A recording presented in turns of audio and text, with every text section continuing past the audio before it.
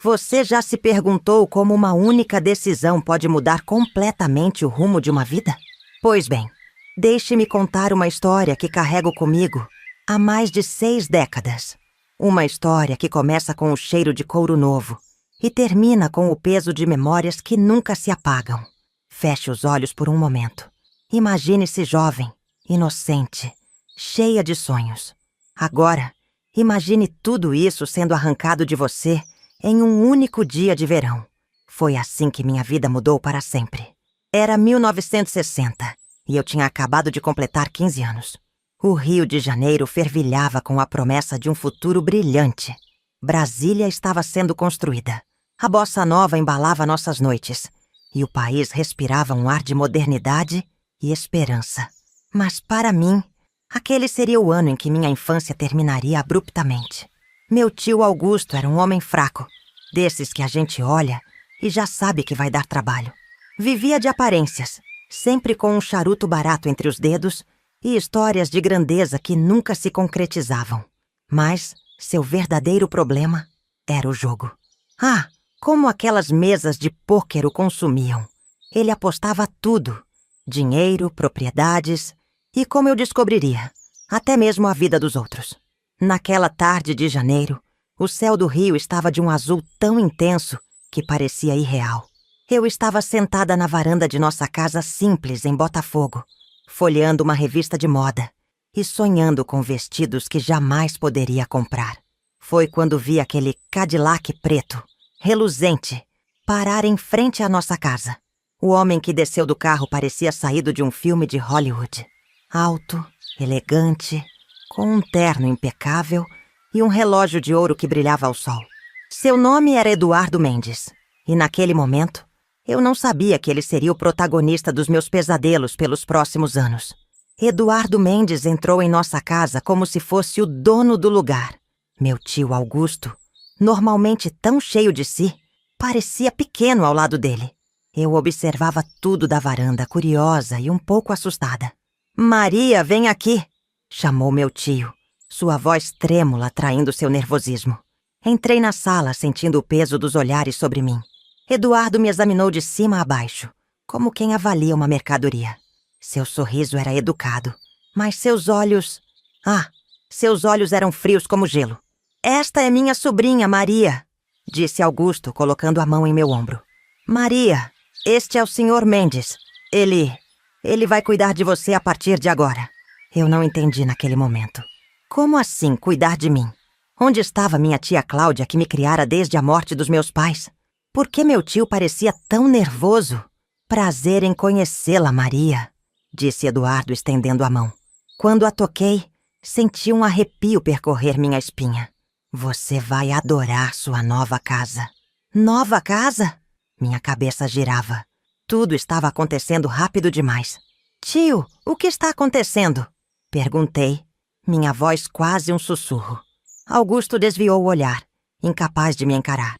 "Maria, você vai morar com o Sr. Mendes agora. Ele vai lhe dar uma vida melhor do que eu jamais poderia oferecer." Foi nesse momento que a realidade começou a se desenhar diante dos meus olhos. Meu tio, o homem que deveria me proteger, estava me entregando a um estranho. E por quê? Por causa de dívidas de jogo, como eu descobriria mais tarde. Eduardo colocou a mão em minhas costas, guiando-me para fora. "Vamos, querida. Sua nova vida espera." Eu olhei para trás, buscando nos olhos do meu tio algum sinal de arrependimento, alguma indicação de que tudo não passava de uma brincadeira de mau gosto. Mas ele apenas ficou lá, parado, evitando meu olhar. O Cadillac preto me esperava, sua pintura brilhante refletindo o sol da tarde. Quando entrei, o cheiro de couro novo me envolveu. Era um cheiro que, anos mais tarde, ainda me faria sentir náuseas. Enquanto o carro se afastava, vi minha antiga vida desaparecer pela janela traseira. A rua de paralelepípedos, as casas simples, os vizinhos curiosos nas janelas. Tudo ficava para trás, engolido pela distância e pelo rugido suave do motor. Eduardo falava sobre minha nova vida, sobre as oportunidades que teria, sobre como eu deveria ser grata. Mas suas palavras pareciam distantes, como se viessem de outro mundo. Minha mente estava presa naquela sala, no momento em que meu tio me entregou como se eu fosse um objeto. O trajeto para Copacabana foi como um sonho febril. As ruas do Rio passavam em um borrão de cores e sons. Crianças jogando bola na rua, vendedores ambulantes, o cheiro do mar se misturando ao do escapamento dos carros. Era como se eu estivesse vendo minha cidade pela última vez. Quando chegamos à mansão de Eduardo, fiquei momentaneamente deslumbrada. Era um palacete branco, com colunas imponentes e um jardim que parecia saído de um conto de fadas. Empregados uniformizados nos receberam, pegando minhas poucas malas. "Bem-vinda à sua nova casa, Maria", disse Eduardo, seu sorriso não alcançando seus olhos. Fui levada para um quarto maior que toda a minha antiga casa. Havia uma cama enorme, cortinas de seda, um guarda-roupa cheio de roupas que pareciam feitas para mim. Por um momento, quase acreditei que estava vivendo um conto de fadas. Mas à noite, sozinha naquele quarto estranho, a realidade começou a pesar. As lágrimas que eu havia segurado o dia todo finalmente vieram. Chorei por minha tia Cláudia, que provavelmente estava preocupada. Chorei pela vida simples, mas feliz, que eu deixara para trás. E chorei de medo pelo que o futuro me reservava. Naquela primeira noite, adormeci abraçada ao travesseiro, as lágrimas secando em meu rosto. Eu não sabia então, mas aquela seria a última noite de verdadeira inocência que eu teria. Os dias seguintes foram um turbilhão. Eduardo me apresentou como sua protegida, a um desfile interminável de pessoas ricas e influentes. Fui vestida, penteada e maquiada como uma boneca. Aprendi rapidamente a sorrir e concordar, a ser a perfeita mocinha bem-educada que todos esperavam que eu fosse. Mas à noite, sozinha no meu quarto dourado, eu me sentia mais prisioneira do que protegida. As paredes pareciam se fechar sobre mim, e o luxo que me cercava era como uma gaiola ornamentada. Eu ainda não sabia, mas aqueles primeiros dias eram apenas o começo. O verdadeiro pesadelo ainda estava por vir, esperando pacientemente para revelar sua face horrenda. O cheiro de café fresco e pão torrado invadia o quarto todas as manhãs, trazido por uma das empregadas. Era um aroma que deveria ser reconfortante, mas para mim, tornou-se o prenúncio de mais um dia de fingimento e medo velado. Naquela manhã em particular, o sol de janeiro entrava pelas frestas da cortina, criando padrões dourados no chão de mármore. Eu estava sentada na penteadeira, observando meu reflexo enquanto uma das criadas arrumava meu cabelo em um penteado elegante. No espelho, via uma menina-mulher que mal reconhecia. "O Sr. Mendes pede que a senhorita use o vestido azul hoje", disse a criada, sua voz neutra, como se estivesse falando do tempo. O vestido azul era um Dior. Eu sabia disso agora. Nos últimos dias havia aprendido mais sobre moda e etiqueta do que em toda a minha vida anterior. O tecido era suave ao toque, mas para mim, pesava como chumbo. Desci as escadas, meus saltos ecoando no mármore. Eduardo estava na sala de jantar, lendo o jornal. Ele baixou o papel quando entrei, seus olhos me avaliando de cima a baixo. "Perfeita", ele disse, um sorriso satisfeito em seus lábios. "Hoje temos um almoço importante. Quero que você conheça algumas pessoas." Assenti, sem confiar na minha voz para falar. Esses almoços importantes haviam se tornado uma constante. Homens de negócios, políticos, figuras do alto escalão da sociedade carioca. Todos olhavam para mim com uma mistura de curiosidade e algo mais. Algo que eu ainda era inocente demais para entender completamente. O almoço era no Copacabana Palace. O salão estava repleto de mulheres em vestidos elegantes e homens em ternos caros. O burburinho das conversas era pontuado pelo tilintar de talheres de prata e o som suave de um piano ao fundo. Eduardo me guiou pelo salão, sua mão firmemente em minhas costas. Parava aqui e ali para cumprimentar conhecidos, sempre me apresentando como sua jovem protegida. Os olhares que recebia variavam da simpatia condescendente à curiosidade mal disfarçada. Foi durante uma dessas apresentações que ouvi pela primeira vez o nome que mudaria tudo. "Eduardo, meu caro!" exclamou um homem de meia idade, seu rosto vermelho indicando que já havia bebido mais do que deveria àquela hora do dia. Vejo que trouxe sua protegida. Sim, Antônio, respondeu Eduardo, seu sorriso não alcançando os olhos. Esta é Maria. Maria. Este é o Dr. Antônio Ferreira, um velho amigo. O Dr. Ferreira me olhou de cima a baixo, seus olhos demorando-se de uma maneira que me fez querer me esconder. Encantadora, ele disse, tomando minha mão e beijando-a. Diga-me, Eduardo, ela já conheceu o cardeal? Vi Eduardo ficar tenso por um momento, antes de forçar uma risada. Ainda não, Antônio. Tudo a seu tempo. A conversa continuou, mas eu mal ouvia. Quem era esse cardeal? E por que a menção dele havia deixado Eduardo visivelmente desconfortável? O resto do almoço passou em um borrão. Minha mente estava presa naquela conversa, naquele nome. Cardeal. Havia algo sinistro nele. Algo que fazia meu estômago se revirar. De volta à mansão, Eduardo parecia distante, pensativo. Ele se trancou em seu escritório assim que chegamos, deixando-me sozinha com minhas dúvidas e medos crescentes. Naquela noite, incapaz de dormir, decidi explorar a casa. As luzes estavam apagadas e o silêncio era quebrado apenas pelo tic-tac de um relógio antigo no corredor.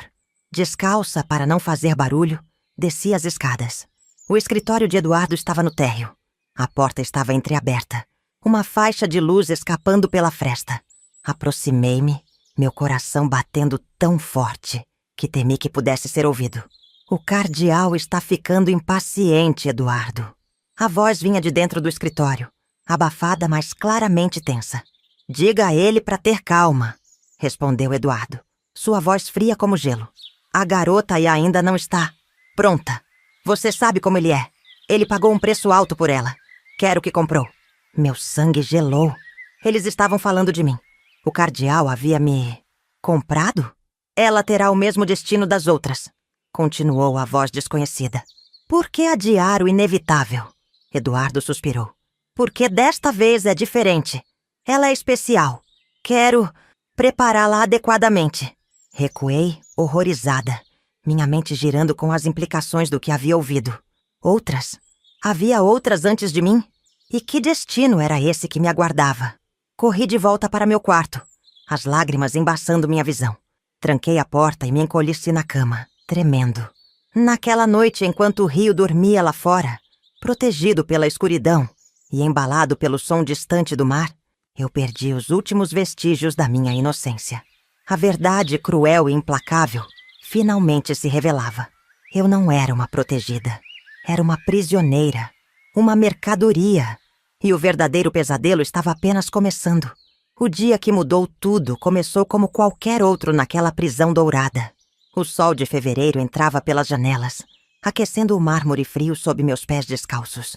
Eu estava sentada na varanda, observando o vai e vem das pessoas na praia de Copacabana, tão perto e ao mesmo tempo tão distante da minha realidade. Eduardo havia saído cedo, murmurando algo sobre uma reunião importante. Desde a noite em que ouvi aquela conversa assustadora, cada saída dele me enchia de pavor. O que ele estaria planejando? Quem era esse misterioso cardeal? Foi nesse momento de contemplação que ouvi o telefone tocar dentro da casa. Normalmente eu não ousaria atender, mas algo, talvez o destino, talvez o desespero, me impeliu a fazê-lo. Alô? Disse minha voz tremendo ligeiramente. Maria, é você? A voz do outro lado era familiar, carregada de emoção e alívio. Graças a Deus! Tia Cláudia? Sussurrei, mal acreditando. Sim, minha querida. Oh, Maria, estamos tão preocupados. O que aconteceu? Onde você está? As palavras saíram em uma torrente, tropeçando umas nas outras enquanto eu tentava explicar tudo em poucos minutos. O acordo de meu tio, a mansão, Eduardo, o misterioso cardeal. Meu Deus! Murmurou tia Cláudia, horror evidente em sua voz. Maria, escute com atenção. Você precisa sair daí, agora. Mas como? Perguntei, o pânico crescendo em meu peito. Ele tem pessoas por toda parte. Da última vez que tentei fugir. Não pense nisso agora, interrompeu minha tia. Há um homem, um amigo da família. Ele pode ajudar. Seu nome é Carlos. Ele trabalha como garçom no Copacabana Palace. Procure por ele hoje à noite. Haverá um evento lá, e tenho certeza de que Eduardo levará você. Meu coração batia tão forte que eu mal conseguia ouvir as instruções dela. Um plano estava se formando, uma chance de liberdade que eu mal ousava acreditar. Lembre-se, Maria, continuou tia Cláudia, sua voz urgente. Confie apenas no Carlos. Ele usará uma gravata borboleta vermelha. Quando tiver uma chance, diga a ele. A gaivota voa ao pôr do sol. Ele entenderá. Naquele momento, ouvi o som de um carro se aproximando. Eduardo estava voltando. Preciso ir, sussurrei apressadamente. Obrigada, tia. Desliguei o telefone antes de completar a frase. Meu coração aos pulos. Corri de volta para a varanda, tentando parecer o mais natural possível quando Eduardo entrou. Maria! Ele chamou, sua voz ecoando pela casa. Venha aqui, querida. Tenho uma surpresa para você. Desci as escadas, forçando um sorriso. Eduardo estava no hall de entrada, segurando uma caixa de uma joalheria famosa.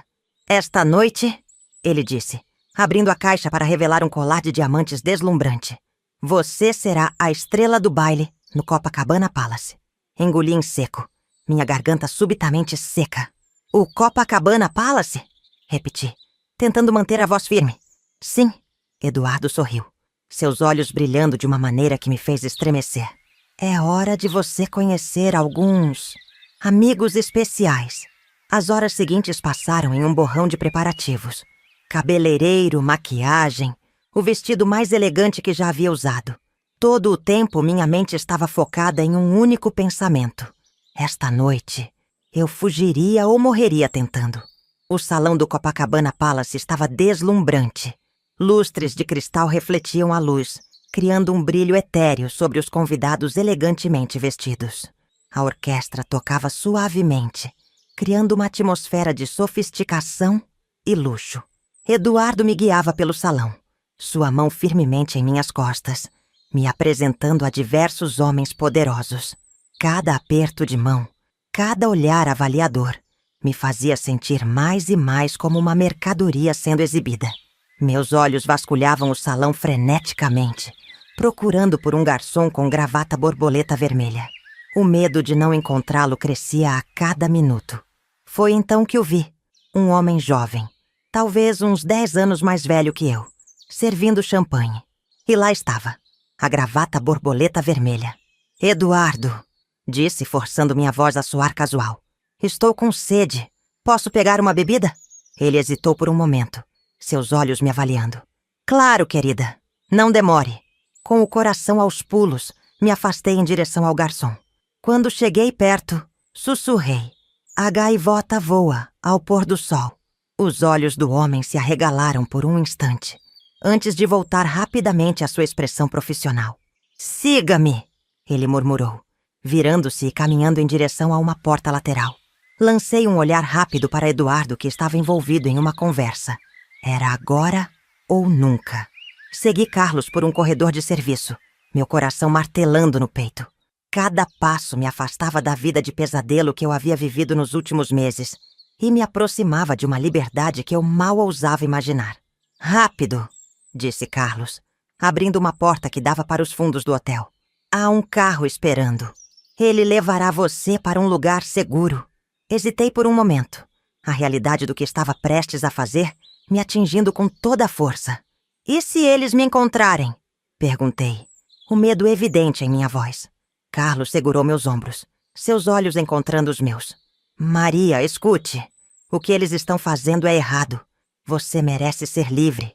Agora vá, antes que seja tarde demais. Com um último olhar para trás, corri em direção ao carro que me esperava. Enquanto me afastava do Copacabana Palace, do luxo que escondia tanta podridão, senti as lágrimas escorrerem pelo meu rosto. Aquela noite de fevereiro de 1960 marcou o fim da minha inocência, mas também o início da minha luta pela liberdade. O caminho pela frente seria longo e difícil, mas pela primeira vez em meses, eu senti algo que havia quase esquecido. Esperança. O carro serpenteava pelas ruas do Rio de Janeiro, deixando para trás as luzes brilhantes de Copacabana. Meu coração batia tão forte que eu podia ouvi-lo acima do ronco do motor. Cada vez que passávamos por um farol, Eu me encolhia no banco de trás, temendo ver o Cadillac preto de Eduardo nos perseguindo. O motorista, um homem de meia-idade com olhos gentis, não falava muito. Apenas me assegurou que estava me levando para um lugar seguro. Eu queria acreditar nele, mas depois de tudo que havia passado, a confiança era um luxo que eu não podia me dar. Após o que pareceu uma eternidade, o carro parou em frente a uma casa simples, em um bairro que eu não reconhecia. As luzes estavam acesas e uma figura familiar esperava na varanda. "Tia Cláudia!" exclamei. As lágrimas que eu havia segurado durante toda a viagem finalmente rolando livremente. Corri para os braços dela, soluçando incontrolavelmente. O cheiro familiar de seu perfume de lavanda me envolveu, trazendo de volta memórias de uma vida que parecia ter existido há séculos. "Shh, está tudo bem agora", ela sussurrou, acariciando meus cabelos. "Você está segura." Entramos na casa, e foi só então que a adrenalina começou a diminuir, dando lugar a uma exaustão avassaladora. Desabei em uma cadeira na cozinha, tremendo incontrolavelmente. "Aqui, beba isso", disse tia Cláudia, me entregando uma xícara de chá quente. Segurei a xícara com ambas as mãos, deixando o calor me acalmar.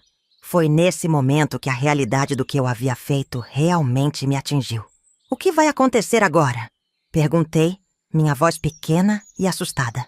"Eduardo, ele vai me procurar. Ele tem conexões em todos os lugares." Tia Cláudia se sentou ao meu lado, segurando minhas mãos. "Nós vamos proteger você, Maria. Não vou deixar que eles a levem de volta." Mas eu podia ver o medo em seus olhos. O mesmo medo que eu sentia. Eduardo não era um homem que desistia facilmente do que considerava sua propriedade. As horas seguintes passaram em um borrão de conversas sussurradas e planos apressados. Tia Cláudia e seus amigos, pessoas que eu nunca havia conhecido, mas que arriscavam tudo para me ajudar, discutiam sobre como me manter segura. Sentada ali, ainda usando o vestido de gala e o colar de diamantes, eu me sentia como uma intrusa em minha própria vida. Quem era eu agora? Não mais a menina inocente de Botafogo. Certamente não a protegida, sofisticada de Eduardo. Eu era uma fugitiva, uma sobrevivente, mas acima de tudo, estava perdida. "Maria", chamou tia Cláudia suavemente, me tirando de meus pensamentos. "Precisamos falar sobre o que aconteceu." Engoli em seco, sentindo meu estômago se revirar. Falar sobre isso tornaria tudo real demais. "Eu sei que é difícil", ela continuou, sua voz gentil. "Mas precisamos saber exatamente o que Eduardo fez. Isso pode nos ajudar a mantê-la segura." As palavras saíram de mim como um rio represado que finalmente encontra uma abertura. Contei tudo. Os toques não desejados, as noites de terror, os amigos de Eduardo que me olhavam como se eu fosse um pedaço de carne. Falei sobre o cardeal misterioso, sobre as outras garotas que vieram antes de mim. Tia Cláudia ouviu tudo, lágrimas silenciosas escorrendo por seu rosto. Quando terminei, ela me abraçou forte, como se quisesse me proteger do mundo inteiro. "Minha querida", ela sussurrou, Sinto muito por não ter te protegido." Naquele momento, algo dentro de mim se quebrou. Toda a força que eu havia reunido para sobreviver aos últimos meses, toda a fachada de compostura que eu havia mantido, desmoronou. Chorei como nunca havia chorado antes, deixando sair toda a dor, o medo e a raiva que havia reprimido. Quando as lágrimas finalmente cessaram, me senti estranhamente vazia. Era como se uma parte de mim tivesse sido lavada, deixando para trás um vazio doloroso, mas também a possibilidade de algo novo. "O que fazemos agora?" perguntei, minha voz rouca de tanto chorar. Tia Cláudia respirou fundo. "Agora, minha querida, começamos de novo. Não será fácil, mas você é forte, mais forte do que imagina." Naquela noite, deitada em uma cama estranha, em uma casa que não era minha, eu oscilava entre o alívio da liberdade e o terror do desconhecido. Cada barulho me fazia saltar, temendo que Eduardo tivesse me encontrado. Mas em meio ao medo, havia uma pequena chama de esperança. Pela primeira vez em meses, eu tinha escolhas. O futuro era incerto, assustador, mas era meu. Tirei o colar de diamantes, o último vestígio da vida que havia deixado para trás.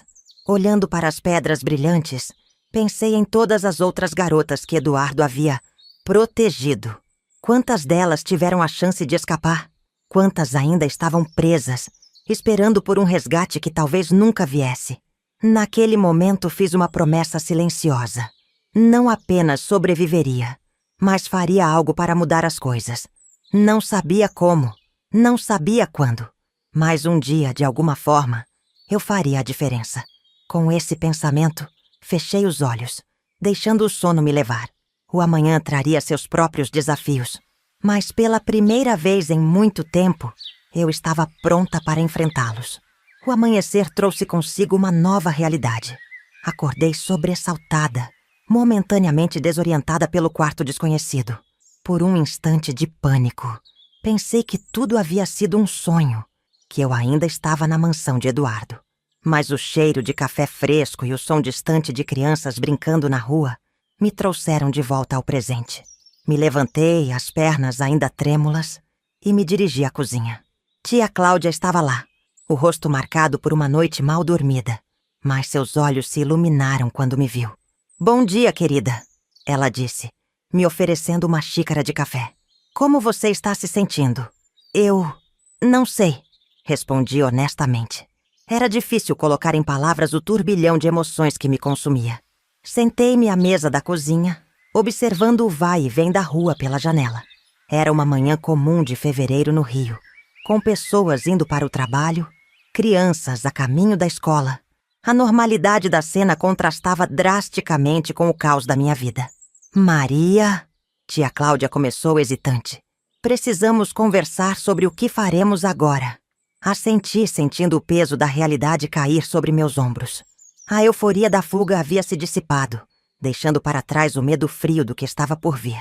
"Eduardo, ele não vai desistir facilmente", disse minha voz tremendo ligeiramente.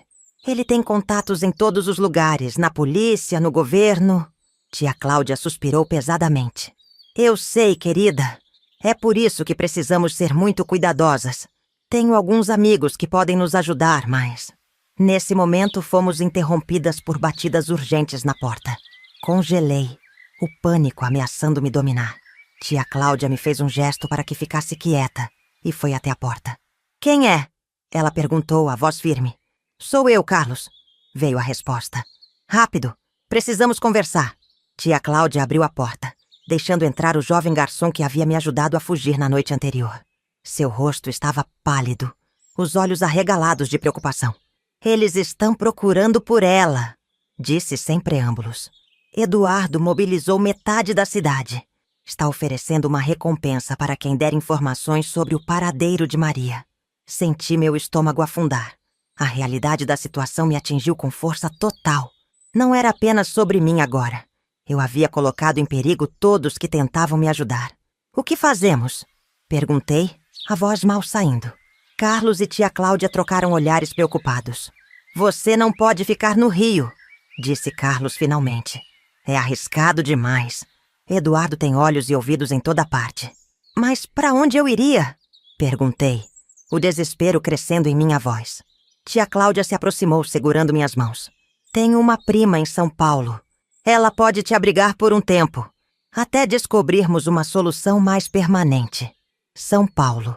A cidade grande, desconhecida, a centenas de quilômetros de tudo que eu conhecia. Mas que escolha eu tinha? As horas seguintes foram uma correria de preparativos. Carlos saiu para arranjar documentos falsos e passagens de ônibus, enquanto tia Cláudia me ajudava a reunir algumas roupas e itens essenciais. "Você precisa mudar sua aparência", disse tia Cláudia segurando uma tesoura. "Seu cabelo é muito característico." Assenti, sentindo as lágrimas se formarem nos meus olhos, enquanto ela cortava meus longos cabelos negros. Cada mecha que caía no chão parecia levar consigo um pedaço da minha identidade. Quando terminamos, olhei no espelho e mal me reconheci. O cabelo curto, óculos escuros, roupas simples e sem adornos. Não era mais Maria, a protegida de Eduardo Mendes. Era apenas uma garota comum, anônima. "Lembre-se", disse tia Cláudia me entregando uma pequena bolsa com dinheiro e documentos. Em São Paulo, seu nome é Ana. Não confie em ninguém. Não dê detalhes sobre seu passado. Quanto menos as pessoas souberem, mais segura você estará. Assenti, sentindo o peso da minha nova identidade. Ana, uma garota sem passado, sem história. A despedida foi rápida e dolorosa. Abracei tia Cláudia com força, sabendo que poderia ser a última vez que a via. Obrigada por tudo, sussurrei, as lágrimas escorrendo pelo meu rosto. Fique segura, minha querida. Ela respondeu, sua voz embargada. E lembre-se, não importa o que aconteça, você é amada. O ônibus para São Paulo partiria em 1 hora. Carlos me levou até a rodoviária, sempre alerta, seus olhos varrendo as ruas em busca de qualquer sinal de perigo. Boa sorte, Maria. Quer dizer, Ana, ele disse, me entregando a passagem. Espero que um dia possamos nos encontrar em circunstâncias melhores.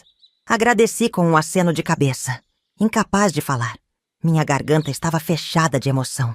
Sentada no ônibus, observando o Rio de Janeiro desaparecer pela janela, senti uma mistura de medo e alívio. Estava deixando para trás não apenas a cidade, mas toda uma vida. Uma infância roubada, sonhos despedaçados e memórias que eu gostaria de poder esquecer. Mas em meio à dor e à incerteza, havia uma pequena centelha de esperança. Uma chance de recomeçar, de redefinir quem eu era e quem poderia me tornar. Enquanto o ônibus seguia pela estrada, levando-me para um futuro incerto, fiz uma promessa silenciosa a mim mesma. Sobreviveria, cresceria e um dia de alguma forma faria justiça. Não apenas para mim, mas para todas as outras garotas que Eduardo e homens como ele haviam usado e descartado. O caminho pela frente seria longo e difícil, mas pela primeira vez em muito tempo, eu estava no controle do meu destino. E isso por si só era uma vitória. São Paulo me recebeu com sua característica indiferença.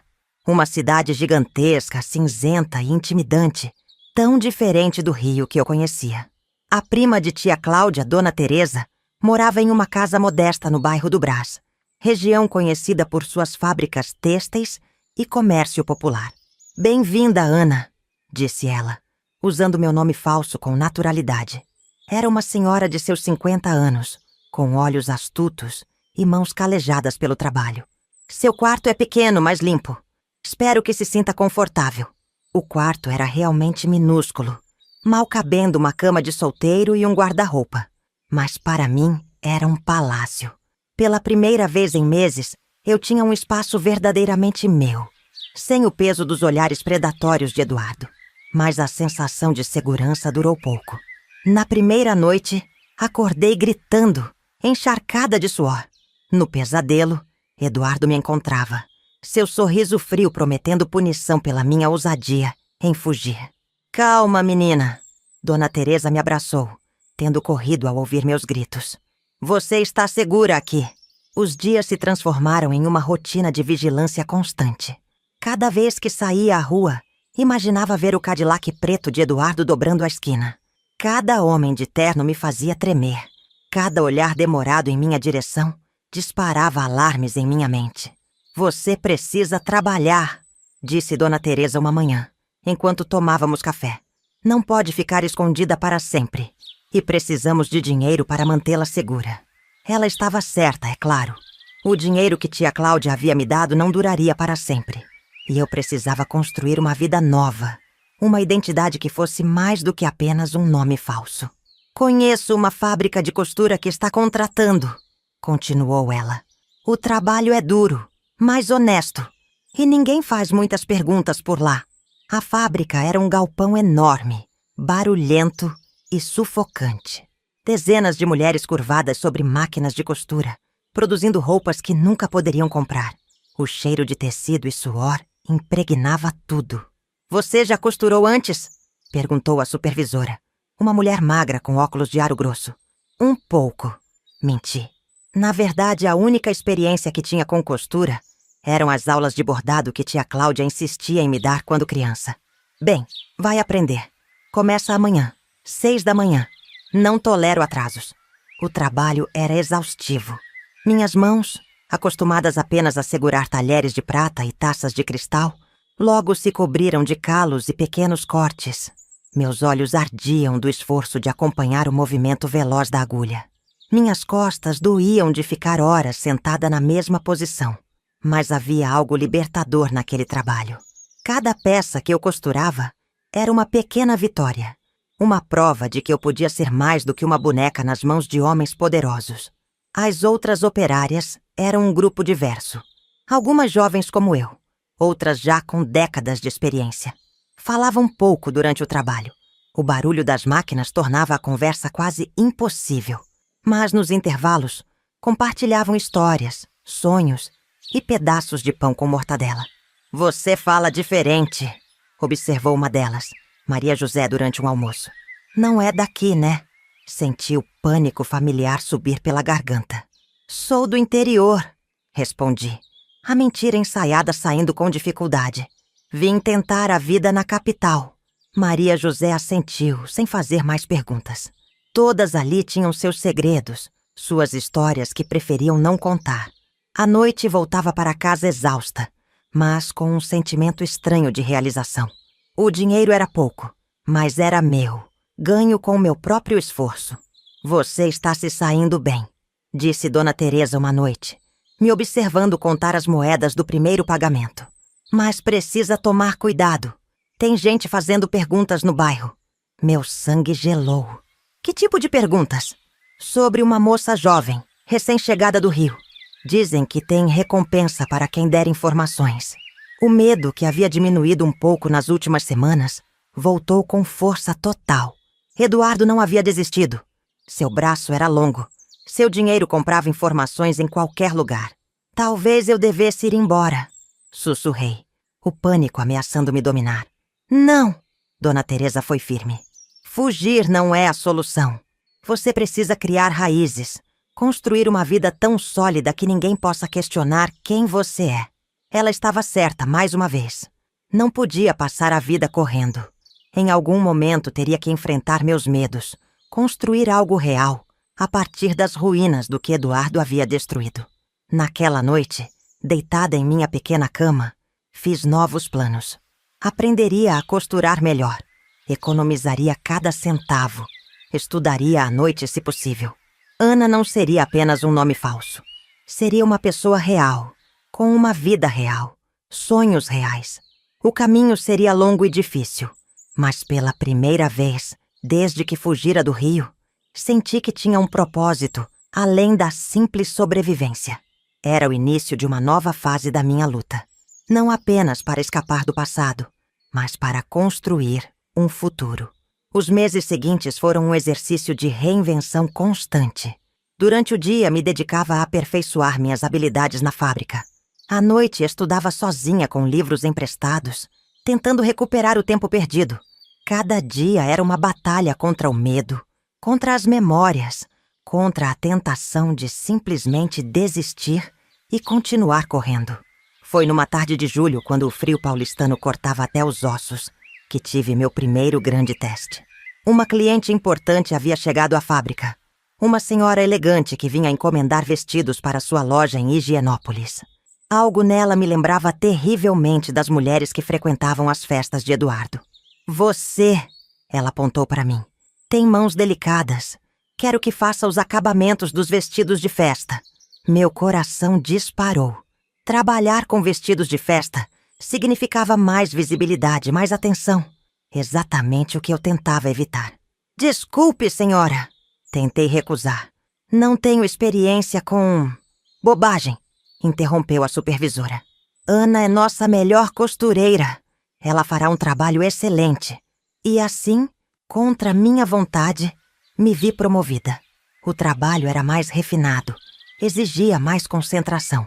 Cada vestido que passava por minhas mãos me lembrava das roupas que Eduardo me fazia usar, das festas onde eu era exibida como um troféu. Uma noite, enquanto trabalhava em um vestido de cetim azul, minhas mãos começaram a tremer incontrolavelmente.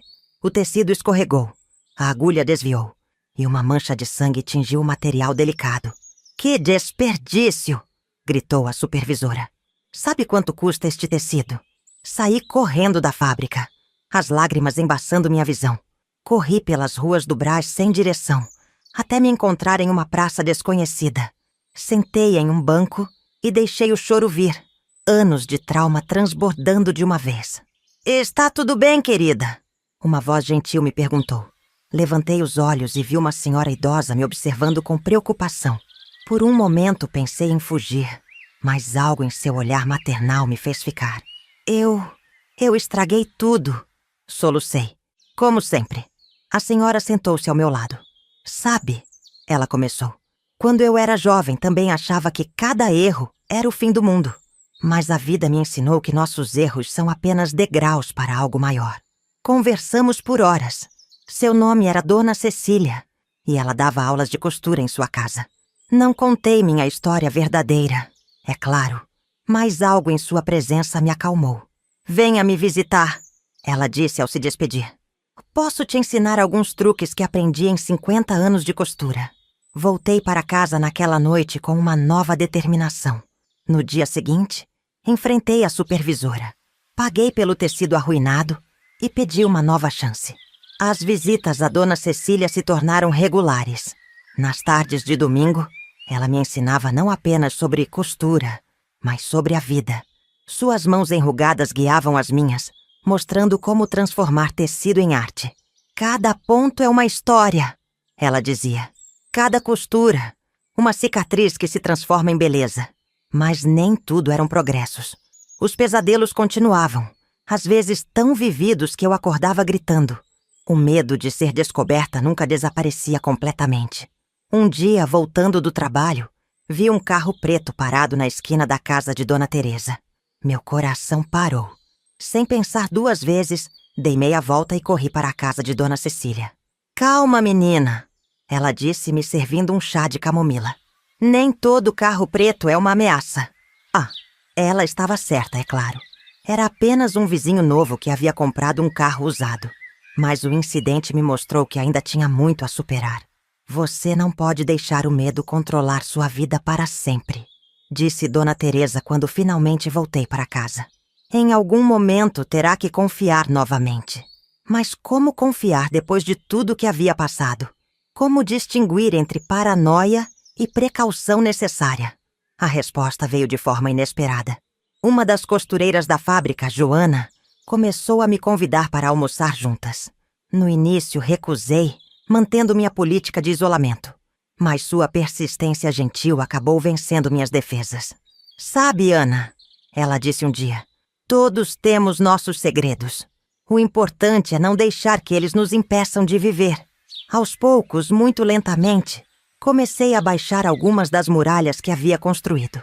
Não podia contar toda a minha verdade, mas podia permitir pequenos momentos de conexão humana. Cada pequeno progresso era seguido de recaídas. Cada passo adiante, às vezes, significava 2 passos atrás. Mas estava aprendendo que a superação não era uma linha reta, mas um caminho sinuoso, cheio de altos e baixos. "A vida é como um bordado", Dona Cecília costumava dizer. "Do lado avesso parece uma bagunça de nós e linhas cruzadas. Mas quando você vira, vê que cada erro, cada desvio, faz parte de um desenho maior. E assim, entre erros e acertos, entre avanços e recuos, eu continuava minha jornada. Não era mais apenas sobre sobreviver. Era sobre aprender a viver novamente. Sobre transformar cicatrizes em força, medo em determinação. A garota que havia fugido do rio numa noite de desespero estava lentamente se transformando em uma mulher que ousava sonhar com um futuro diferente. O ano de 1961 chegou trazendo mudanças significativas. A fábrica estava crescendo e, com ela, novas oportunidades surgiam. Meu trabalho com os vestidos finos havia chamado-se a atenção da gerência e fui convidada para liderar uma pequena equipe de costureiras. "Você tem talento natural para isso, Ana", disse a supervisora, que agora me tratava com um respeito que jamais imaginei conquistar. "E as outras confiam em você." A ironia não me escapava. Ali estava eu, construindo confiança baseada em uma identidade falsa. Cada elogio, cada responsabilidade nova, trazia consigo uma pontada de culpa. Uma tarde, enquanto organizava o novo setor de vestidos finos, Uma cliente especial chegou à fábrica. Era uma senhora elegante, com um sotaque carioca inconfundível que fez meu estômago gelar. "Lembra-me tanto uma garota que conheci no Rio", disse ela, me observando trabalhar. "A protegida de Eduardo Mendes. Você chegou a conhecê-la? Foi um escândalo quando ela desapareceu. Mantive minhas mãos firmes no tecido, embora por dentro estivesse tremendo. Não, senhora. Nunca saí de São Paulo. A mentira saiu com mais facilidade do que deveria. Mas o encontro me deixou abalada. Passei a noite em claro, recordando cada detalhe da conversa, temendo ter deixado escapar algum indício de minha verdadeira identidade. "Você precisa se preparar para esses momentos", disse Dona Teresa quando lhe contei o ocorrido. "Seu passado sempre vai tentar te alcançar. A questão é como você lida com isso." Foi Dona Cecília quem me deu a ideia que mudaria minha vida. "Por que não começa a dar aulas de costura?" sugeriu ela. "Tenho algumas alunas que não posso mais atender, e você tem um dom para ensinar." A sugestão me aterrorizou inicialmente. Ensinar significava exposição, significava criar vínculos, significava confiar e ser confiável. "Pense bem", insistiu ela. "Quanto mais você se estabelecer na comunidade, mais segura estará. Uma professora respeitada chama menos atenção do que uma moça misteriosa que vive nas sombras." Comecei com 2 alunas, nas noites de terça e quinta. O medo inicial foi dando lugar a uma satisfação que nunca havia experimentado antes. Ver os olhos das alunas brilharem quando conseguiam fazer seu primeiro ponto perfeito. Compartilhar, não apenas técnicas, mas também histórias e sonhos, me fazia sentir viva. "Você é diferente das outras professoras", disse uma das alunas, Maria do Carmo, uma jovem esposa que sonhava em fazer seu próprio vestido de domingo. "É como se entendesse exatamente nossas dificuldades." E eu entendia. Cada ponto torto, cada frustração, cada pequena vitória, tudo ecoava minha própria jornada de reconstrução. Mas nem tudo eram flores. Uma noite, enquanto guardava os materiais após uma aula, ouvi 2 alunas conversando. "Você viu no jornal? Aquele industrial do Rio, Eduardo Mendes, ainda está procurando a sobrinha desaparecida, oferecendo uma fortuna de recompensa." O pânico familiar ameaçou me dominar, mas anos de prática em esconder meus sentimentos me ajudaram a manter a compostura. Continuei arrumando as linhas e agulhas, embora meu coração batesse descompassado. "Dizem que ela fugiu com um amante", continuou a fofoca. "Outros falam que foi sequestrada." "Que horror!" exclamou a outra. "Mas sabe que tem algo estranho nessa história? Por que tanto esforço para encontrar apenas uma sobrinha?" A perspicácia da observação me assustou. Quantos outros faziam a mesma pergunta? Quantos começavam a ver através da fachada cuidadosamente construída por Eduardo? Naquela noite não consegui dormir.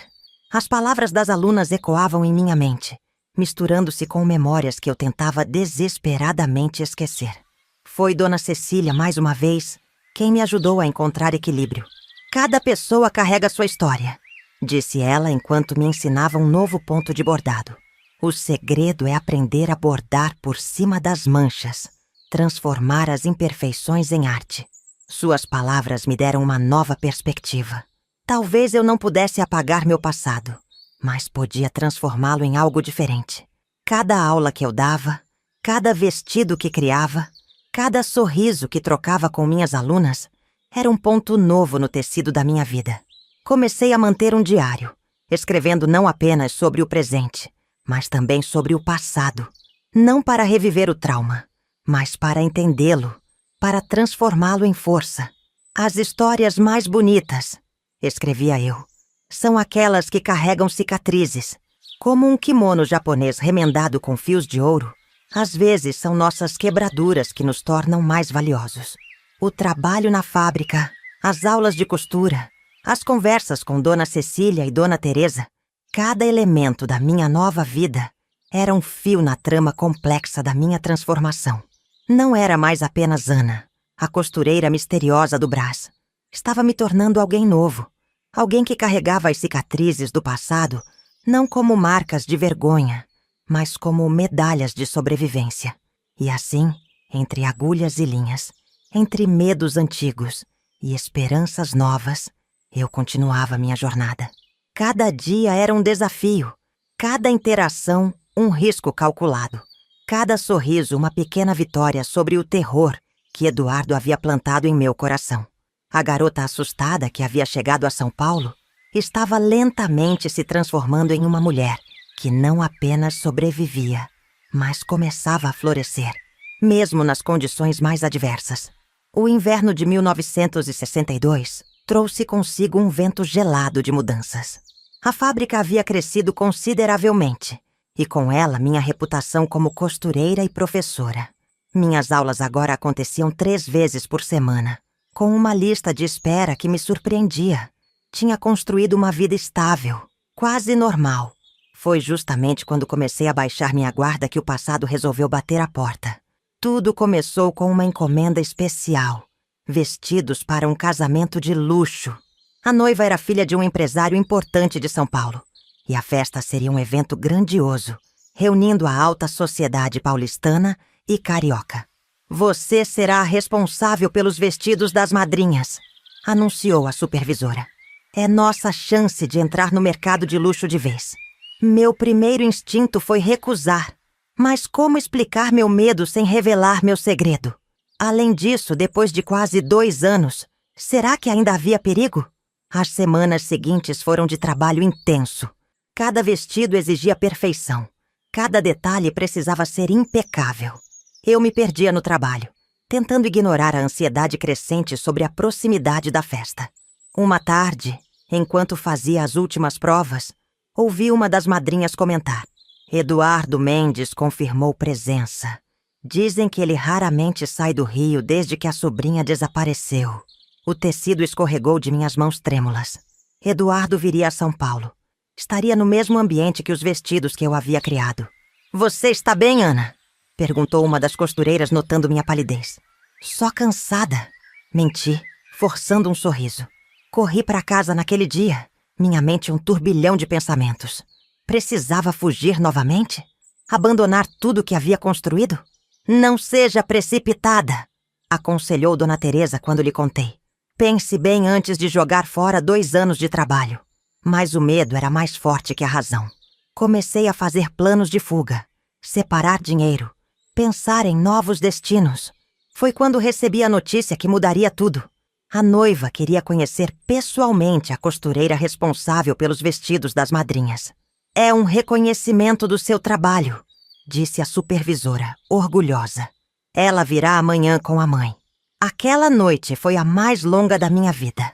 Rolei na cama pensando em todas as possibilidades. E se a noiva conhecesse Eduardo? E se ela comentasse sobre a misteriosa costureira durante a festa?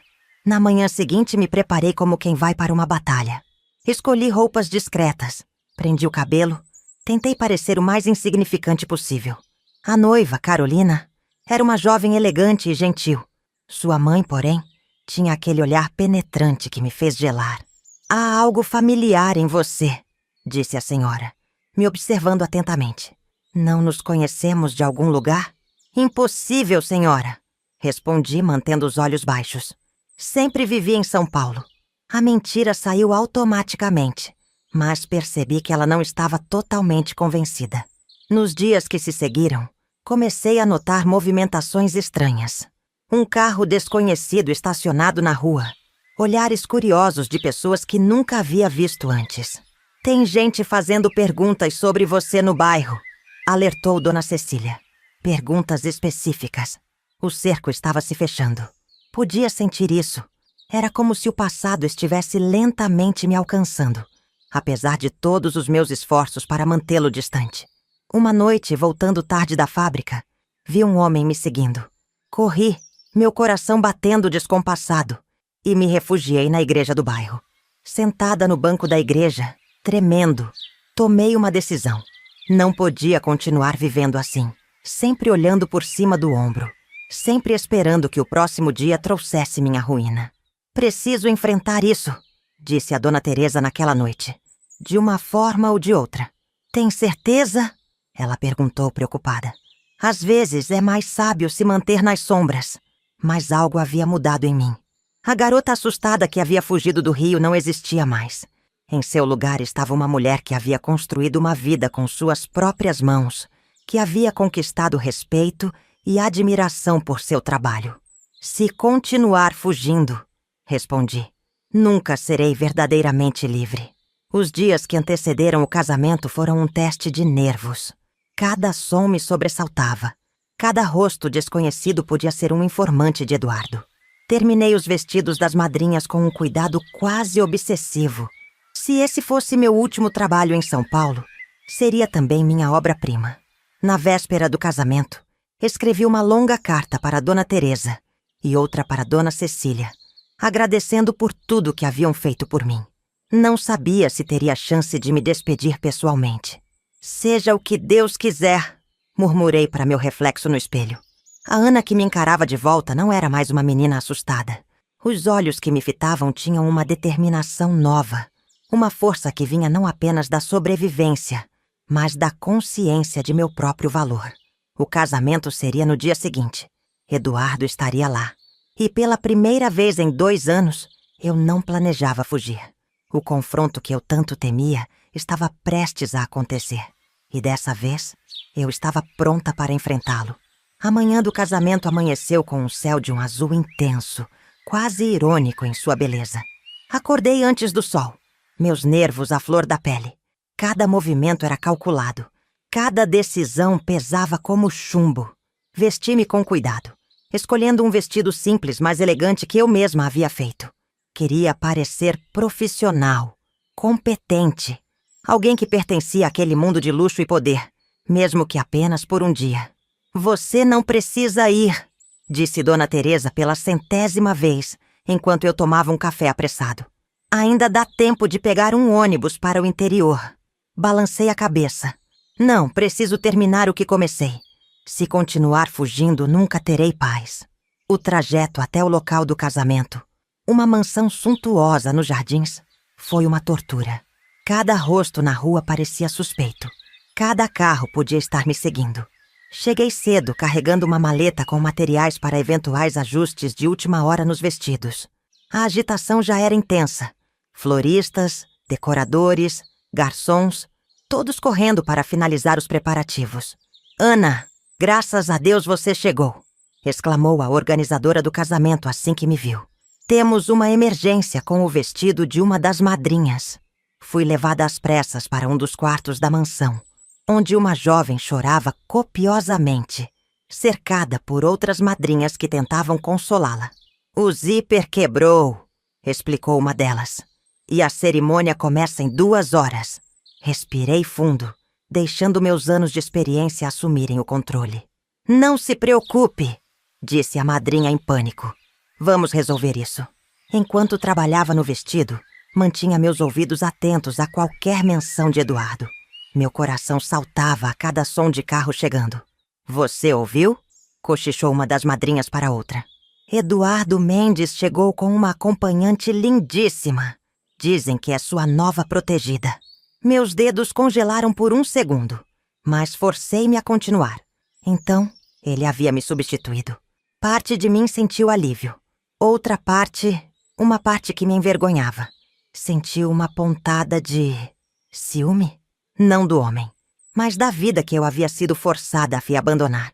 Com o vestido consertado e as madrinhas satisfeitas, fui designada para ficar de plantão em um pequeno quarto adjacente ao salão principal, pronta para qualquer outra emergência.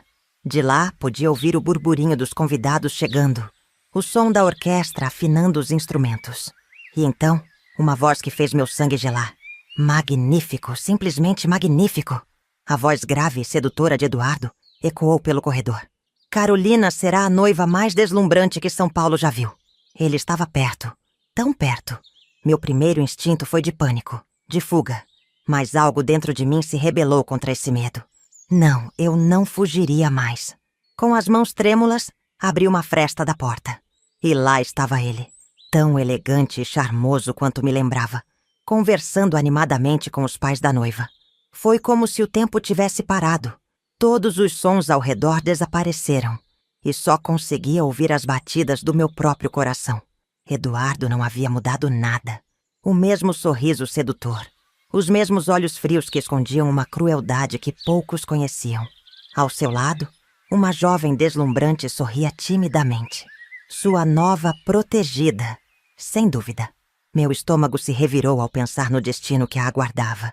Fechei a porta silenciosamente, encostando-me nela e respirando fundo. O que eu estava fazendo? Que loucura era essa de me colocar tão perto do perigo? Mas então me lembrei de todas as noites de terror, de todas as jovens que Eduardo havia usado e descartado ao longo dos anos. Pensei na garota ao lado dele, tão inocente quanto eu fui um dia. Não podia mais me esconder. Não podia mais fingir que nada havia acontecido. Se havia uma chance, por menor que fosse, de fazer a diferença, de impedir que outras garotas passassem pelo que eu passei, eu tinha que tentar. Com mãos trêmulas, peguei um pedaço de papel e uma caneta. Comecei a escrever furiosamente, desenterrando memórias que havia tentado reprimir por tanto tempo. Nomes, datas, lugares, tudo que pudesse incriminar Eduardo e seu círculo de amigos poderosos. Quando terminei, olhei para as páginas cobertas com minha letra apressada. Era mais do que uma confissão. Era uma acusação. Um grito de justiça há muito tempo sufocado. A questão agora era: o que fazer com essa informação? Entregá-la à polícia? Mas Eduardo tinha conexões em todos os lugares. Dar para a imprensa? Quem acreditaria em uma costureira desconhecida contra um magnata respeitado? O som da marcha nupcial começando me tirou dos meus pensamentos. A cerimônia estava começando. Em breve todos estariam no jardim, deixando a casa relativamente vazia. Foi então que tive uma ideia. Uma ideia louca, perigosa, mas que poderia ser minha única chance. Com o coração batendo forte, guardei as páginas em meu bolso e abri a porta do quarto. O corredor estava vazio. Todos os convidados já no jardim. Era agora ou nunca. Com passos determinados, me dirigi ao escritório da mansão. Se meu plano desse certo, essa noite mudaria tudo. Se desse errado, bem, eu nem queria pensar nessa possibilidade. O escritório era uma sala imponente, com estantes de livros do chão ao teto e uma pesada escrivaninha de mogno. Entrei rapidamente, fechando a porta atrás de mim. Meus olhos percorreram o ambiente, buscando um lugar onde pudesse esconder minha confissão, de forma que fosse encontrada, mas não imediatamente. Foi então que ouvi vozes se aproximando. Meu coração parou. Apenas um momento, querida. Preciso fazer uma ligação importante. Era a voz de Eduardo. Ele estava vindo para o escritório. Entrei em pânico. Olhei ao redor, desesperada por um esconderijo. As cortinas pesadas. Sem pensar duas vezes, me escondi atrás delas, mal respirando. A porta se abriu e Eduardo entrou, seguido por sua jovem acompanhante. Mas, Eduardo, ela disse com voz manhosa, a cerimônia já vai começar. Isso não vai demorar, Clarice, respondeu ele, sua voz assumindo aquele tom sedutor que eu conhecia tão bem. Além disso, pensei que gostaríamos de um momento a sós. Meu estômago se revirou. Eu sabia exatamente o que viria a seguir. Eduardo, eu... não sei se devemos. A voz de Clarice estava incerta, com um toque de medo. Shh, ele sussurrou. Confia em mim. Não é isso que você quer? Ser como as outras garotas da alta sociedade? O som de um beijo forçado chegou aos meus ouvidos, seguido por um murmúrio de protesto de Clarice. Não, não de novo. Não outra garota inocente. Antes que pudesse pensar nas consequências, saí de trás das cortinas. Chega, Eduardo! O choque em seus olhos quando me viu foi quase cômico. Por um momento ele pareceu um peixe fora d'água, boca aberta, incapaz de falar. Maria? Ele finalmente conseguiu dizer. Sua voz uma mistura de surpresa e raiva. Como? Onde? Clarice olhava de um para o outro, confusa e assustada. Quem é você? Ela perguntou, se afastando de Eduardo. Alguém que sabe exatamente o que esse homem é capaz. Respondi, meus olhos fixos em Eduardo. Eduardo recuperou a compostura rapidamente. Seu rosto assumiu aquela expressão charmosa e convincente que eu conhecia tão bem. Clarice, querida, por que não volta para vir à festa? Preciso conversar com uma velha amiga. Ela não vai a lugar nenhum, eu disse firmemente. Ela merece saber a verdade. Todas elas merecem. Eduardo deu um passo em minha direção, seus olhos faiscando de raiva. Você não sabe o que está fazendo, Maria. Pense bem antes de fazer algo estúpido. Não, Eduardo. Você que não sabe o que está fazendo. Acha que pode continuar usando e descartando garotas para sempre? Que ninguém nunca vai te parar? Clarice olhava de um para o outro, a compreensão lentamente surgindo em seus olhos. Do que ela está falando, Eduardo? Perguntou, sua voz tremendo. Eduardo tentou alcançá-la, mas ela se afastou. Diga a ela, Eduardo. Eu o desafiei. Conte como você protege suas garotas. Como você as usa e depois as joga fora quando se cansa. Isso é loucura! Eduardo rugiu, perdendo a compostura. Você não tem provas de nada. Tirei as páginas do meu bolso. Tenho sim. Nomes, datas, lugares. Tudo que você e seus amigos fizeram ao longo dos anos. O rosto de Eduardo empalideceu. Pela primeira vez, vi medo em seus olhos. Você não ousaria, ele sussurrou. Ousaria sim, respondi, minha voz firme apesar do tremor em minhas mãos. Não por vingança, Eduardo, mas para que nenhuma outra garota passe pelo que eu passei. Clarice deu um passo em minha direção. É verdade? Ela perguntou, lágrimas nos olhos. Ele fez isso com você? Assenti, sentindo uma onda de compaixão pela garota. Com muitas de nós. Mas isso acaba hoje. Eduardo pareceu envelhecer 10 anos diante dos meus olhos. Seu charme, sua confiança, tudo desmoronou. O que você quer? Ele perguntou, derrotado. Quero que isso acabe. Agora. Você vai deixar Clarice em paz. Vai parar de proteger garotas jovens. E vai usar seu dinheiro e influência para realmente ajudar as vítimas de abuso. E se eu me recusar? Levantei as páginas. Então isso vai para a polícia, para a imprensa, para todos que quiserem ouvir. Sua reputação, seu império, tudo vai desmoronar. O silêncio que se seguiu foi ensurdecedor. Podia ouvir a música distante da festa. Um contraste surreal com a tensão no escritório. Finalmente Eduardo falou, sua voz derrotada. Você venceu, Maria. Farei o que pede. Senti uma onda de alívio tão intensa que quase desabei. Mas não podia baixar a guarda ainda. Clarice! Me dirigi à garota que ainda parecia em choque. Vá embora. Agora. Volte para sua família, seus amigos. Construa uma vida longe dele. Ela assentiu, lágrimas escorrendo pelo rosto. Com um último olhar de desprezo para Eduardo, ela saiu correndo do escritório. Fiquei sozinha com o homem que havia destruído minha vida, que povoava meus pesadelos. Mas agora, olhando para ele, não via mais um monstro todo-poderoso. Via apenas um homem fraco, patético, em sua derrota. Acabou, Eduardo, disse suavemente. Seu reinado de terror acabou. Sem esperar por uma resposta, virei as costas e saí do escritório. Cada passo me afastava não apenas de Eduardo, mas do medo que havia me controlado por tanto tempo. Lá fora, a festa continuava. A noiva e o noivo dançavam, alheios ao drama que havia se desenrolado. A vida seguia. E pela primeira vez em anos, senti que podia realmente fazer parte dela. Não como uma fugitiva, não como uma vítima, mas como uma sobrevivente. Como alguém que tinha uma história para contar e talvez um futuro para construir. Saí da mansão como em um sonho, meus passos me levando automaticamente para longe daquele lugar. As ruas de São Paulo nunca me pareceram tão vivas, tão cheias de possibilidades. O peso que carregava há anos parecia ter se dissipado, deixando-me leve, quase flutuando. Quando cheguei em casa, Dona Teresa me esperava ansiosa na porta. Maria! Ela exclamou, usando meu verdadeiro nome pela primeira vez em anos. O que aconteceu? Você está bem? Desabei nos braços dela, as emoções finalmente transbordando. Entre soluços contei tudo. O confronto com Eduardo, a libertação de Clarice, as promessas arrancadas. Meu Deus! Dona Teresa murmurou, me abraçando forte.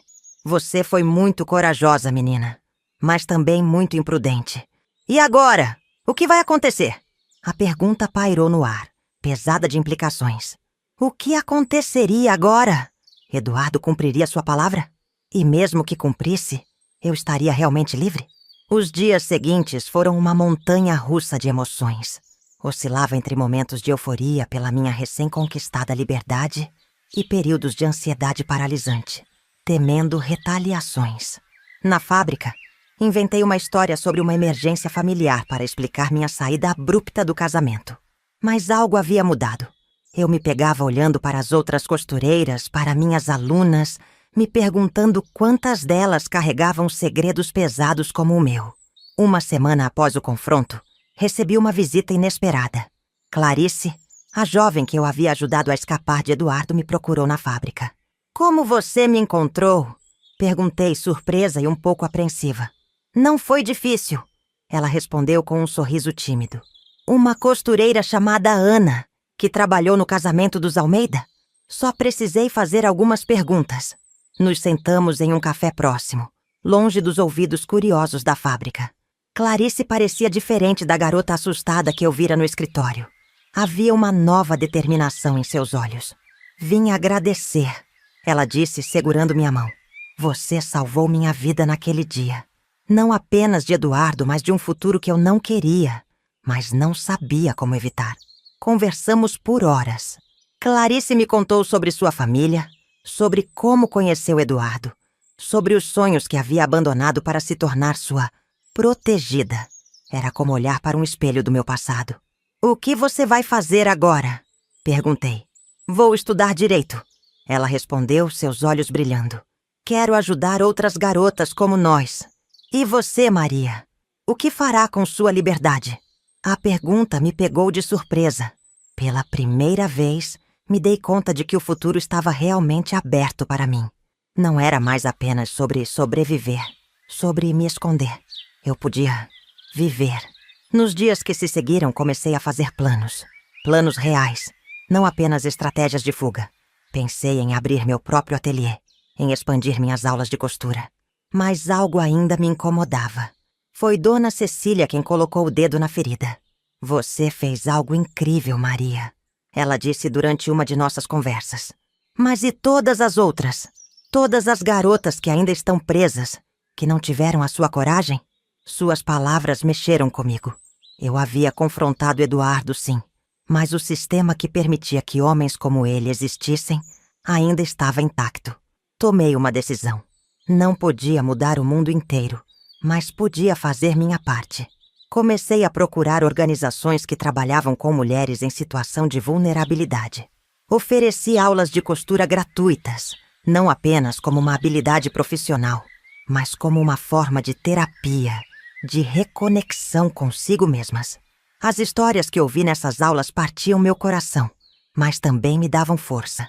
Cada mulher que conseguia um emprego, que ganhava independência financeira, que sorria novamente, era uma pequena vitória contra os Eduardos do mundo. Cerca de um mês após o confronto, recebi uma carta anônima. Dentro, havia um cheque com uma quantia considerável e uma nota simples. "Para o seu trabalho. Continue." Não havia assinatura, mas reconheci a caligrafia. Eduardo estava cumprindo sua palavra, pelo menos em parte. O dinheiro foi direto para a fundação de um centro de apoio para mulheres vítimas de abuso. A vida continuava seu curso. A fábrica, minhas aulas, meu trabalho voluntário, tudo se misturava em uma nova rotina. Mas agora, cada dia trazia consigo uma sensação de propósito, de significado. Claro, nem tudo eram flores. Ainda havia noites em que acordava gritando, revivendo os horrores do passado. Ainda havia momentos em que olhava por cima do ombro, temendo ver o Cadillac preto de Eduardo. Mas esses momentos foram ficando mais raros. O medo, que por tanto tempo havia sido meu companheiro constante, começava a dar lugar a algo novo. Esperança. Uma tarde, enquanto dava aula para um grupo de mulheres em situação de vulnerabilidade, uma delas me perguntou: "Como você consegue, Dona Maria? Como consegue sorrir depois de tudo o que passou?" Olhei para ela, para todas elas, e senti uma onda de emoção me invadir. "Porque cada dia é uma vitória", respondi, minha voz embargada. "Cada vez que escolhemos viver, amar, criar, estamos vencendo. Estamos dizendo ao mundo que somos mais fortes que nosso passado." Naquele momento, olhando para aquelas mulheres, para os vestidos que criávamos juntas, para as vidas que estávamos reconstruindo ponto a ponto, entendi uma verdade profunda. Minha história não havia terminado naquela noite no escritório de Eduardo. Na verdade, ela estava apenas começando.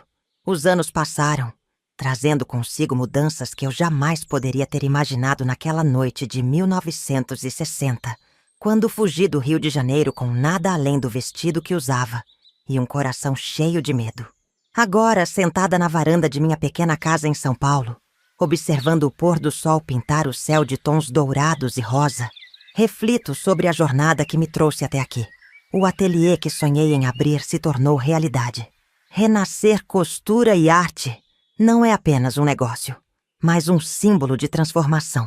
As paredes, antes brancas e frias, agora estão cobertas de retalhos coloridos, cada um contando uma história de superação. Mulheres de todas as idades e backgrounds vêm aqui não apenas para aprender a costurar, mas para reconstruir suas vidas, ponto a ponto. Lembro-me de Mariana, uma das primeiras alunas do projeto social que iniciei. Ela chegou com os olhos baixos, as mãos trêmulas, carregando o peso de anos de abuso. Hoje ela é minha sócia no ateliê. Seu sorriso brilhante um testamento vivo de que a mudança é possível. O Centro de Apoio para Mulheres Vítimas de Abuso, que começou como um sonho tímido, cresceu além das minhas expectativas mais otimistas. Não somos apenas um refúgio. Somos um ponto de partida para novas vidas. Oferecemos abrigo, aconselhamento psicológico, assistência jurídica e, é claro, nossas aulas de costura terapêutica. Clarice, aquela jovem que salvei naquela noite fatídica, tornou-se uma advogada brilhante. Ela frequentemente trabalha pro bono para nossas mulheres, transformando sua dor em propósito. Sua determinação me inspira diariamente. Quanto a Eduardo... Bem, mantive minha palavra. Nunca expus publicamente o que ele fez, mas também nunca deixei de vigiar. Através de contatos cuidadosamente cultivados ao longo dos anos, mantenho um olho em suas atividades.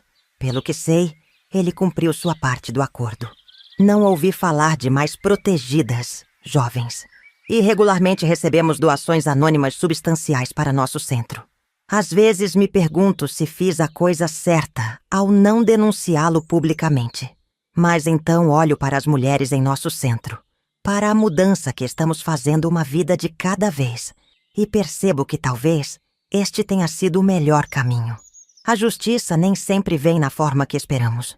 Meu nome verdadeiro, Maria, já não é mais um segredo sussurrado nas sombras. Aos poucos, comecei a usá-lo novamente. Primeiro com as pessoas mais próximas, depois mais abertamente. Foi um processo assustador, como tirar um curativo de uma ferida antiga. Mas cada vez que alguém me chama de Maria, sinto uma pequena vitória.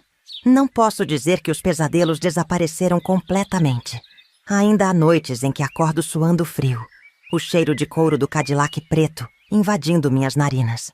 Mas agora, quando isso acontece, não me escondo sob as cobertas tremendo. Levanto-me, vou até minha máquina de costura e crio algo belo. Transformo o terror em arte, a dor em beleza. O processo de cura não é linear. Há dias em que me sinto invencível, capaz de enfrentar o mundo inteiro. Em outros, o peso das memórias ameaça me esmagar.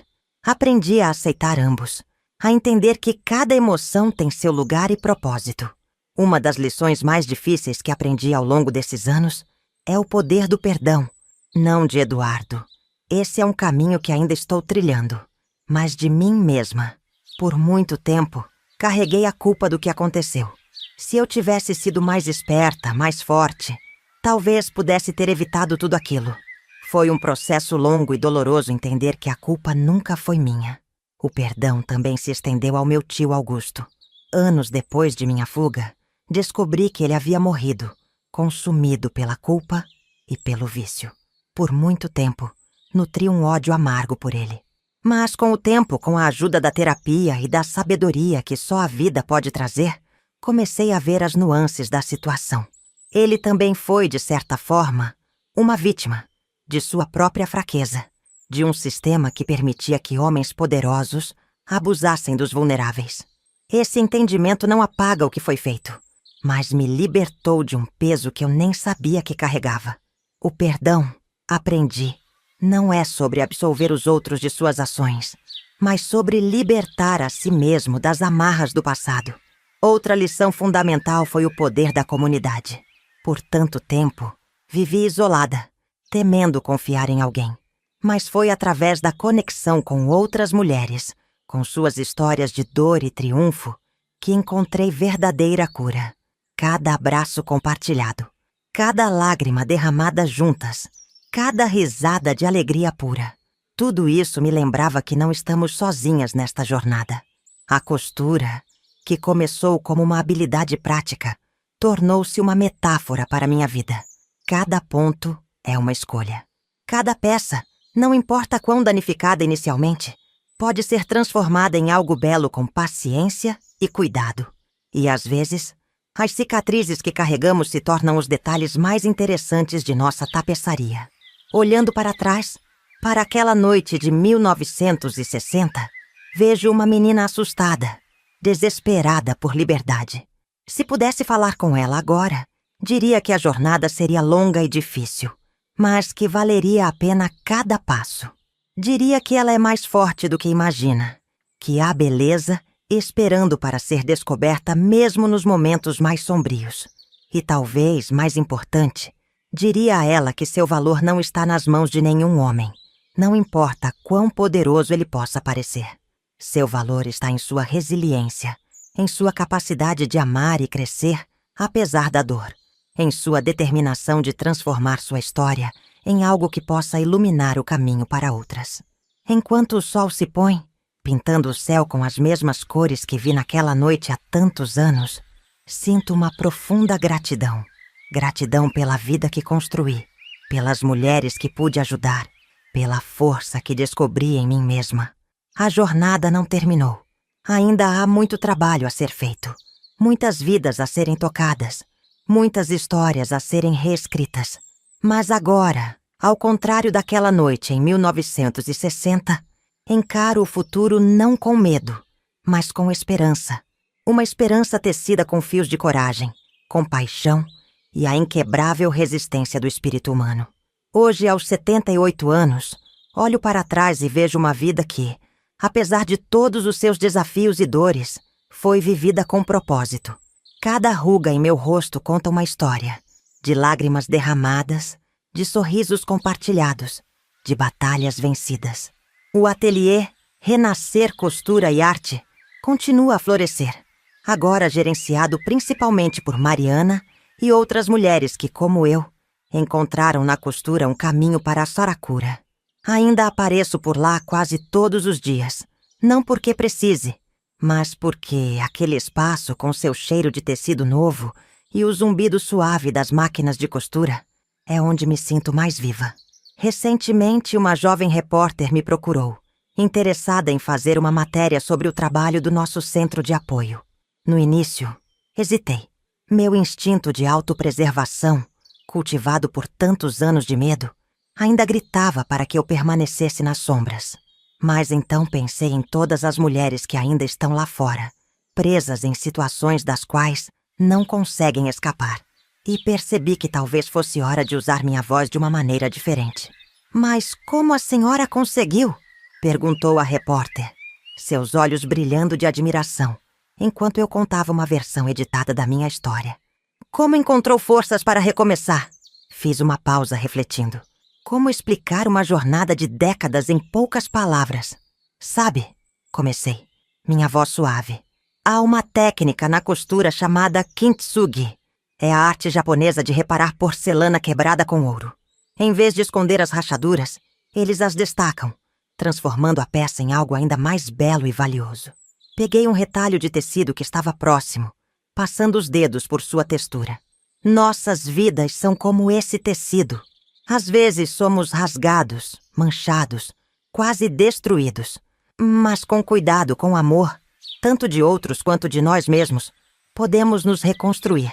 E nossas cicatrizes, nossas costuras douradas, se tornam nossa maior força. A repórter ficou em silêncio por um momento, absorvendo minhas palavras. E o que a senhora diria para alguém que está passando por uma situação difícil agora? Alguém que sente que não há saída? Fechei os olhos por um instante, lembrando-me daquela noite no escritório de Eduardo, do medo paralisante, da sensação de estar encurralada. Quando os abri novamente, minha voz estava firme. Eu diria, respire. Apenas respire. Parece simples, até bobo, mas às vezes respirar é o ato mais corajoso que podemos fazer. E então, quando estiver pronta, dê um pequeno passo. Não precisa mudar o mundo todo de uma vez.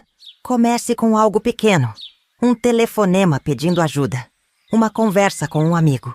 Uma decisão de não aceitar mais o inaceitável. Lembre-se, continuei. Você é mais forte do que pensa. Sua história não é definida pelos seus piores momentos, mas por como você escolhe se levantar depois deles. E, mais importante, você não está sozinha. Há pessoas, organizações, comunidades inteiras prontas para te apoiar. Você só precisa dar o primeiro passo. Enquanto falava, pensei em todas as mulheres que passaram pelo nosso centro ao longo dos anos. Algumas chegaram quebradas, sombras de si mesmas. Outras, com uma faísca de determinação nos olhos, precisando apenas de um empurrão na direção certa. Todas, sem exceção, mais fortes do que imaginavam. A jornada não é fácil, admiti. Haverá dias em que você quererá desistir. Dias em que o passado parecerá mais forte que o presente. Mas cada pequena vitória, cada momento de paz conquistado, é um tesouro. Celebre-os. Use-os como combustível para continuar. A repórter assentiu, seus olhos marejados. Percebi que minhas palavras haviam tocado algo além da curiosidade jornalística. Quantas outras carregavam histórias semelhantes à minha, silenciadas pelo medo ou pela vergonha? Uma última coisa, acrescentei, sentindo a importância do momento. Nunca subestime o poder de sua voz. Cada vez que compartilhamos nossas histórias, cada vez que nos recusamos a permanecer em silêncio, estamos mudando o mundo. Talvez não todo de uma vez, mas um coração de cada vez.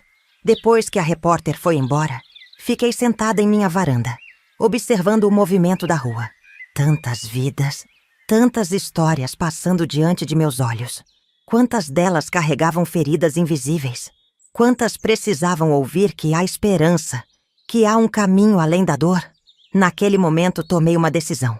Era hora de escrever minha história completa. Não para expor Eduardo ou buscar vingança, mas para oferecer um farol de esperança para quem ainda está nas sombras. Peguei um caderno e uma caneta. As palavras fluíram, às vezes interrompidas por lágrimas, outras por sorrisos, ao lembrar de momentos de triunfo. Escrevi sobre a menina assustada que fui, sobre a mulher que me tornei, sobre todas as vidas que toquei e que me tocaram ao longo do caminho. E agora, caro leitor, você segura em suas mãos o resultado desse esforço. Não é apenas minha história, mas um testemunho do espírito humano, de nossa capacidade de superar, de amar, de reconstruir. Se você está lendo isso e se identifica com minha jornada, saiba que não está sozinho. Se você está em um momento escuro, lembre-se, a escuridão não é permanente. Há luz esperando por você. Há mãos estendidas prontas para ajudar. E se você é alguém que nunca passou por algo assim, peço que ouça com compaixão as histórias ao seu redor. Seja aquela mão estendida para alguém que precisa. Porque, no final, é isso que somos. Uma tapeçaria de histórias interligadas. Cada uma de nós, um fio essencial no tecido da humanidade. E juntos, ponto a ponto, podemos criar algo verdadeiramente belo. Lembre-se sempre, sua história não termina nos capítulos sombrios. O verdadeiro final está nas páginas que você ainda vai escrever. E acredite, elas podem ser mais brilhantes do que você jamais imaginou.